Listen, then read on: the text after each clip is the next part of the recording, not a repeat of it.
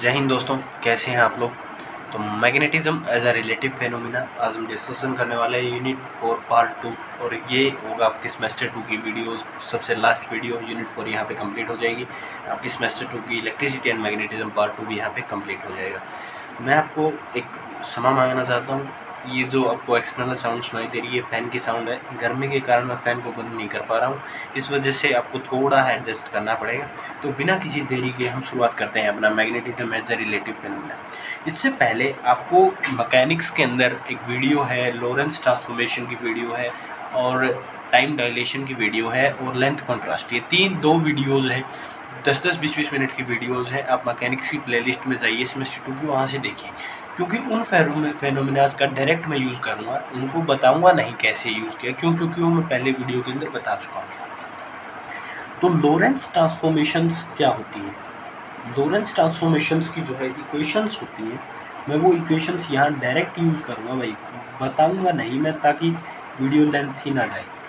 √1 - v square, y dash equal to में y, z dash equal to में z, t dash equal to में t minus x t into में x v c square √1 - v square by c square. Clear. अब ये equations जो है direct मैं use कर रहा हूँ, ये इक्वेशंस कहलाती है लॉरेंस ट्रांसफॉर्मेशन इक्वेशंस। क्लियर है, लॉरेंस ट्रांसफॉर्मेशन इक्वेशन। और लेंथ कॉन्ट्रास्ट जो फॉर्मूला होता है, that formula is equal to into में √1 - v square by c square. Length contrast में जो ये वैल्यू होती है, ये न्यूमिनेटर में मल्टीप्लाइड होती है, लेकिन टाइम डायलेशन के अंदर जो ये वैल्यू होती है ये डिवाइड में होती है, मीन्स डिनोमिनेटर में होती है। ये दो फार्मूले, ये टाइम डायलेशन का है, ये लेंथ कॉन्ट्रास्ट का है। दोनों टॉपिक्स का मैं आप लिंक जो है मैं आपकी डिस्क्रिप्शन में ऐड कर दूंगा, दोनों वीडियोस का, आप वहां से जाके देख सकते हैं। और पीडीएफ के लिए आपको टेलीग्राम चैनल ज्वाइन करना होगा, आप टेलीग्राम पे जाके सर्च कीजिएगा, ऑफिशियल बीएससी क्लासेस, आपको चैनल का लिंक मिल जाएगा, आप उससे टेलीग्राम से पीडीएफ भी डाउनलोड कर सकते हैं। इन दोनों वीडियोस का जो है मैं लिंक आपको डिस्क्रिप्शन में पिन कर दूँगा। क्लियर। यहाँ पे जो इसका मकसद है magnetism as a relative phenomena का, इसका जो मकसद है वो ये है, यहाँ पे ये प्रूफ करना चाहता है कि जो आपकी इलेक्ट्रिक फील्ड है और जो मैग्नेटिक फील्ड है वो एक दूसरे के साथ किस तरीके से कनेक्टेड है। रिलेटिव फेनोमेना का मतलब ये है। ठीक है, हम दो जो है प्लेन ले लेते हैं, एक एस प्लेन है, एक ये एस डैश, ये एस, ये वाई डैश, ये x, ये x डैश, ये z डैश, ये z। यहाँ पे हमने क्या ले लिया, ये दो तरीके से हमने यहाँ पे जो ये प्लेन ले लिए हैं। इन प्लेन में किसी को कोई प्रॉब्लम नहीं होगी, ऐसा करते हैं। हम सपोज करते हैं कि यहाँ पे एक चार्ज था q, ये v वेलोसिटी से मूव कर रहा था, ये v वेलोसिटी से यहाँ पे जो है v वेलोसिटी से मूव कर रहा था, लेकिन यही charge q s dash frame में किसी भी वेलोसिटी से मूव नहीं कर रहा था। s फ्रेम में हम मानते हैं कि इलेक्ट्रिक फील्ड जो है वो 0 है। सपोज एस फ्रेम के अंदर इलेक्ट्रिक फील्ड की वैल्यू 0 है और इसके अंदर जो है कुछ ना कुछ इलेक्ट्रिक फील्ड प्रेजेंट है। इलेक्ट्रिक फील्ड यहाँ पे प्रेजेंट है। क्यों प्रेजेंट है, ऐसा क्यों लगा सर हमें इलेक्ट्रिक फील्ड प्रेजेंट है? क्योंकि जब चार्ज क्यों था, ये जब आप एक चीज़ जानते हैं कि स्टैटिक चार्ज जो है वो इलेक्ट्रिक फील्ड को कभी भी प्रोड्यूस नहीं कर सकता। यहाँ पे एक बात तो आप इतने समझ गए ना, कभी भी जो स्टैटिक चार्ज होगा, मैग्नेटिक फील्ड को कभी प्रोड्यूस नहीं कर सकता, इलेक्ट्रिक फील्ड को प्रोड्यूस कर सकता है। मतलब कोई चार्ज रुका हुआ है, क्यू चार्ज है, ये इलेक्ट्रिक फील्ड तो प्रोड्यूस करेगा लेकिन मैग्नेटिक फील्ड प्रोड्यूस नहीं करेगा। यहाँ पे क्या है, यहाँ पे चार्ज इलेक्ट्रिक फील्ड ही खुद ही हमने 0 बोल दिया। तो आप जानते हैं फोर्स का phenomena, force in electric field होता है क्यू इंटू मतलब charge into electric field. Electric field 0 है तो एस फ्रेम के अंदर इलेक्ट्रिक फोर्स की वैल्यू होगी 0। सेम अगर मैग्नेटिक फोर्स की वैल्यू की मैं बात करूं, क्या वो v into v, where v is a velocity.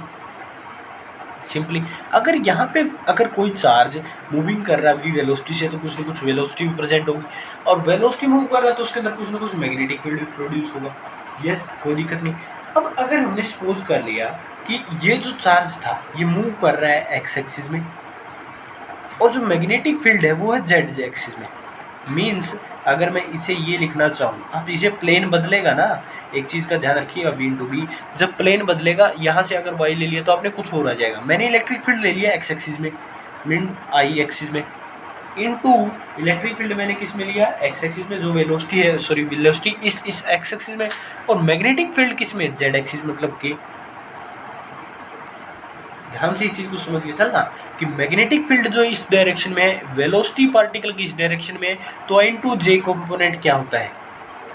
आप सब लोग अगर क्रॉस प्रोडक्ट जानते हैं तो ये -j के इक्वल होता है। तो यहाँ से ये वैल्यू किसकी आ गई? मैग्नेटिक फोर्स की वैल्यू आ गई है। और इलेक्ट्रिक फोर्स एस फ्रेम में क्या है? 0 है। मीन्स एस फ्रेम के अंदर इलेक्ट्रिक फोर्स 0 है, लेकिन मैग्नेटिक फोर्स 0 नहीं है। ये हमने एस फ्रेम से कंक्लूजन निकाल लिया, एस फ्रेम ऑफ रेफरेंस। इसमें किसी को कोई आपत्ति नहीं है? अगर हम एस डैश फ्रेम की बात करें sir, S dash frame of reference की अगर मैं बात कर देता हूँ, S dash frame of reference के अंदर क्या बोला गया? S dash frame of reference के अंदर क्या क्या चीज़ का डिस्कशन हमने किया? S dash frame of reference के अंदर कि यहाँ पे जो पार्टिकल था वो रेस्ट पे था, तो मैग्नेटिक फोर्स हो ही नहीं सकता। क्यों? क्योंकि वेलोसिटी 0 है। लेकिन इलेक्ट्रिक फोर्स होगा, क्यों? क्योंकि कुछ न कुछ इलेक्ट्रिक फील्ड यहाँ प्रोड्यूस होगा। तो मीन्स इस फ्रेम से हमने क्या अंदाज़ा निकाला कि इलेक्ट्रिक फील्ड की कुछ न कुछ वैल्यू होगी, 0 नहीं होगा। लेकिन मैग्नेटिक फील्ड जो है वो 0 होगा। किस फ्रेम में? एस डैश फ्रेम में। और एस फ्रेम में हमने ये निकाला था। तो ये दोनों आपस में क्या हो गए? रिलेटिव फेनोमिना से इंटरकनेक्ट हो गए कि एक में तो इलेक्ट्रिक फील्ड 0 है, एक में मैग्नेटिक फील्ड 0 है। इलेक्ट्रिक फील्ड 0 कब है? जब आपका इलेक्ट्रिक फोर्स 0 कब है? जब इलेक्ट्रिक फील्ड 0 है। और मैग्नेटिक फोर्स 0 कब है? जब वेलोसिटी ऑफ पार्टिकल 0 है। क्लियर? और अगर हम लॉरेंस ट्रांसफॉर्मेशन से एक्स डैश वाई डैश इनको भी कंपेयर करना चाहें तो आप ये चारों की चारों लॉरेंस इक्वेशन भी यहाँ पर जो है राइट डाउन कर सकते हैं।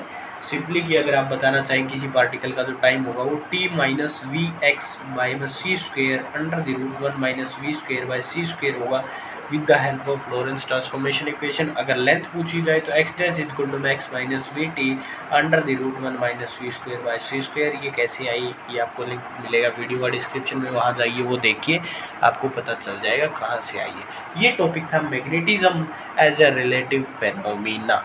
क्लियर है? इस टॉपिक में किसी को कोई कन्फ्यूजन मेरे हिसाब से तो होगी नहीं, अगर होती है तो आप देख लीजिए। अब हम 2-3 जनरल टर्म्स की बात करते हैं, that is delta d. Delta d बोलते हैं इसे। डेल्टा डी से रिप्रेजेंटेड एलेम्बेटर ऑपरेटर, भाई ELEMBERTIAN, एलेम्बेटर ऑपरेटर। क्या होता है ये ऑपरेटर? जैसे आपने ये ऑपरेटर देखा हुआ, इसे नेबुला बोल देते हैं या डेल ऑपरेटर बोल देते हैं। ये देखा हुआ, इसे लैपलेस ऑपरेटर बोल देते हैं। तो इसी प्रकार से ये ऑपरेटर कुछ इस तरीके से लिखा जाता है। एक आप बॉक्स बनाइएगा, एक के ऊपर स्क्वायर लगा दीजिएगा, एक के ऊपर अलग, ये दोनों है। आप इससे रिप्रेजेंट कर सकते हैं, आप इससे भी रिप्रेजेंट कर सकते हैं। ऊपर वाले भाग को आप डार्क कर दीजिएगा, ऊपर वाले भाग को आप डार्क कर दीजिएगा। इसे बोलते हैं एलेमेंटर ऑपरेटर। ये सिंबल है इन दोनों का ऑपरेटर का। क्या है ये? डी एलेमेंटर ऑपरेटर का ये सिंबल है। होता क्या है कि आपको स्पेस के अंदर स्पेस के अंदर वैसे तो एक्स वाई जेड 3 कोऑर्डिनेट होते हैं, लेकिन डेलमेंटर ऑपरेटर के अंदर 4 कोऑर्डिनेट मान लिए जाते हैं। एक टाइम कोऑर्डिनेट भी है जो स्पेस के अंदर मान लिया जाता है। तो d'Alembertian operator is operator in which 4 coordinates are discuss, जिसके अंदर 4 कोऑर्डिनेट जो है वो होते हैं, और उसका सिंबल ये होता है। 4 कोऑर्डिनेट एक्स वाई जेड और टाइम टी, ये 4 कोऑर्डिनेट जो स्टडी करता है इसे बोलते हैं डेलमेंटर ऑपरेटर। इसके अलावा एक बेसिक टर्म आती है रेडिएशन। रेडिएशन क्या होती है? रेडिएशन मीन्स कि रेडिएशन आप क्या समझते हो? जैसे अल्ट्रावायलेट रेडिएशन। रेडिएशन मतलब form of energy. Form of energy ही है जो क्या करती है? स्पेस में ट्रैवल करती है, स्पेस में विदाउट एनी फ्री मीडियम के ट्रैवल करती है। फ्री मीडियम मतलब मीडियम की बिना प्रेजेंस के ट्रैवल करती है। फॉर्म ऑफ एनर्जी है जो अपने साथ क्या रखती है? Electric as well as magnetic both energy अपने साथ कंटेन करती है, उसको बोलते हैं रेडिएशन। क्लियर? रेडिएशन जो है आप याद रख सकते हैं अल्ट्रावायलेट रेडिएशन। अल्ट्रावायलेट रेडिएशन को किसी प्रकार के मीडियम की जरूरत नहीं होती, एनर्जी होती है एक प्रकार की, और क्या होती है? बिना किसी मीडियम के चलती है, अपने साथ इलेक्ट्रिक फील्ड को भी कंटेन करेगी as well as magnetic field को भी कंटेन करेगी। आपको ये ग्राफ याद होगा। क्लियर? यहाँ तक किसी को कोई आपत्ति नहीं है मेरे हिसाब से। ये था पूरे का पूरा magnetism as a relative phenomena. Clear? इसके बाद हम डिस्कस करते हैं transformation of electric and magnetic field between 2 inertial frame. Very important topic 16 marks के रिगार्डिंग। अब हम बात करते हैं transformation of electric and magnetic field between 2 inertial frames. अगर ये क्वेश्चन 16 मार्क्स में आता है तो आपको टाइम डायलेशन का डेरिवेशन और लेंथ कॉन्ट्रास्ट दोनों डेरिवेशन करने पड़ेंगे। अगर 8 मार्क्स में आता है तो आप डायरेक्ट रिजल्ट यूज़ कर सकते हैं। 16 मार्क्स में आपको टाइम डायलेशन, लेंथ कॉन्ट्रास्ट दोनों डेरिवेशन करने होंगे। वीडियो का लिंक जो है कमेंट के अंदर है दोनों। क्लियर? अब ये क्या है? ये एक एस फ्रेम है, ये एक एस फ्रेम, दोनों नॉन इनर्शियल फ्रेम है, मतलब एक फ्रेम रेस्ट पे है तो दूसरा यूनिफॉर्म वेलोसिटी v से क्या कर रहा है, मूव ऑन कर रहा है। क्लियर है, यहाँ तक किसी को प्रॉब्लम? एक हमने लेंथ एक रोड ले ली ए बी, इस एस फ्रेम में वो ए डैश बी डैश से है, लेंथ इसकी एल है, यहाँ पे एल डैश लेंथ है इसकी। क्लियर, ऊपर लिखा हुआ है। ये वेलोसिटी v से ये मूव कर रहा है प्लेन, ये जो है रेस्ट पे है प्लेन, ये पॉइंट p मान लिया, इसकी जो डिस्टेंस रोड से थी दैट इज़ y, ये हमने y मान ली क्योंकि ये y डायरेक्शन में, इस वजह से मैंने इसे y कोऑर्डिनेट मान लिया। इसमें किसी को कोई प्रॉब्लम नहीं होगी। अब लेंथ कॉन्ट्रास्ट का जो फॉर्मूला था वो मैंने आपको पहले भी बताया था, 1 - v² / c² इसकी पावर 1/2, और टाइम डायलेशन का फॉर्मूला भी मैंने आपको बताया था। ये एट द रेस्ट है, ये मोशन का है, मतलब ये प्लेन मोशन में उस समय का, ये रेस्ट का टाइम है। ये लेंथ कहाँ की है, मोशन की है, ये टाइम लेंथ जो है रेस्ट की है, इसको आप लिख लीजिएगा। क्लियर है, यहाँ तक किसी को कोई अजम्पशन में कोई भी प्रकार की प्रॉब्लम नहीं आ रही, मेरे हिसाब से तो कोई प्रॉब्लम होगी नहीं। अगर मैं आपकी एस डैश फ्रेम की बात करूँ तो एस डैश फ्रेम के अंदर जो प्लेन है वो रेस्ट पे है, तो एस फ्रेम के अंदर मैंने बोला कि इनर्शियल फ्रेम ऑफ रेफरेंस है, तो वेलोसिटी 0 है इन एस फ्रेम, क्यों? क्योंकि रेस्ट पे है, तो मैग्नेटिक फील्ड तो होने का सवाल ही नहीं है। अगर प्लेन रेस्ट पे है तो मैग्नेटिक फील्ड तो हो ही नहीं सकता। और इलेक्ट्रिक फील्ड आप जानते हैं क्या होता है, λ/2πr∈, ये जानते हो ना, इलेक्ट्रिक फील्ड ड्यू टू है इनफाइनाइट लॉन्ग चार्ज वायर, याद आया नहीं आया? Application of electrostatics where lambda is volume charge density,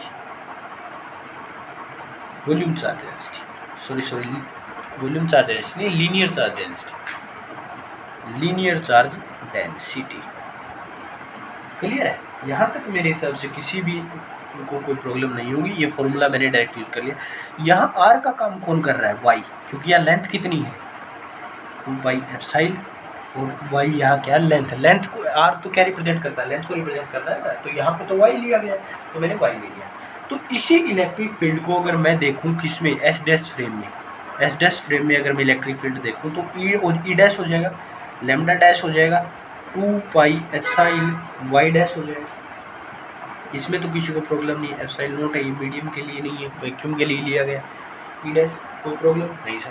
अब क्या होता है, हम लैम्डा जानते हैं, लैम्डा क्या होता है सर, Q/L होता है, लीनियर चार्ज डेंसिटी, तो Q = मैं λ/L, तो Q अगर मैं Q को λ/L लिखूँ और Q को ही मैं λ'(L' भी लिख सकता हूँ, क्योंकि चार्ज तो सेम है, लेकिन ये एस फ्रेम में, ये एस डैश फ्रेम में, ये पूरी टर्म कहाँ है, एस डैश फ्रेम में, ये एस फ्रेम में, सिंपल, यहाँ तक तो किसी को कोई आपत्ति नहीं है। तो अगर मैं Q को लिख सकता हूँ λ'(L) और λ'(L) और L' को जो है मैं क्या लिख सकता हूँ, L' की मेरे पास वैल्यू है, ऊपर देखिएगा, L' की मेरे पास वैल्यू है λ'(L) √1 - v²/c²। अगर ये दोनों वैल्यूज इक्वल है तो L से L कैंसिल हो जाएगा, तो लैम्डा किसके इक्वल आ गया, λ' √1 - v²/c²। क्लियर, अजम्पशंस यहाँ से समझ आएगी। अगर ये इसके इक्वल है, ये इसके इक्वल है, तो ये दोनों भी इक्वल होंगे, L से L कैंसिल हो गया, इस वैल्यू को मैंने यहाँ पे L' की जगह इस वैल्यू को मैंने सब्स्टिट्यूट कर दिया, किसी को कोई समस्या नहीं। अब इस लैम्डा की वैल्यू को आप यहाँ रखिए या यहाँ रखिए, दोनों जगह आप इसको रख सकते हैं, किसी भी अजम्पशंस में आप इसको सूटेबल कर दीजिए। आप λ' के अंदर रख लीजिएगा, E' के अंदर, तो E' की वैल्यू क्या आ जाएगी, अगर मैं λ' की वैल्यू रखूँ तो लैम्डा बाई मैं 2πε नॉट y' √1 - v²/c²। क्यों? क्योंकि जब ये वैल्यू रखोगे तो न्यूमरेटर में आएगी, ये सॉरी इसके क्या चली जाएगी, डिनोमिनेटर में चली जाएगी, और ये नीचे चली जाएगी, तो इसके अंदर रखोगे तो ये फॉर्मूला, ये वैल्यू बन जाएगी। इसमें किसी को प्रॉब्लम नहीं है, यहाँ से किसी को कोई आपत्ति, कोई शंका, कोई दुख दर्द नहीं होगा आप लोगों को। अगर आपका y' और y इक्वल हो जाए, होते हैं लॉरेंस ट्रांसफॉर्मेशन के अंदर, तो इसको मैं ये लिख सकता हूँ, और ये पूरी वैल्यू किसकी है, E की, तो यहाँ से मैं ये भी लिख सकता हूँ, E = √1 - v²/c²।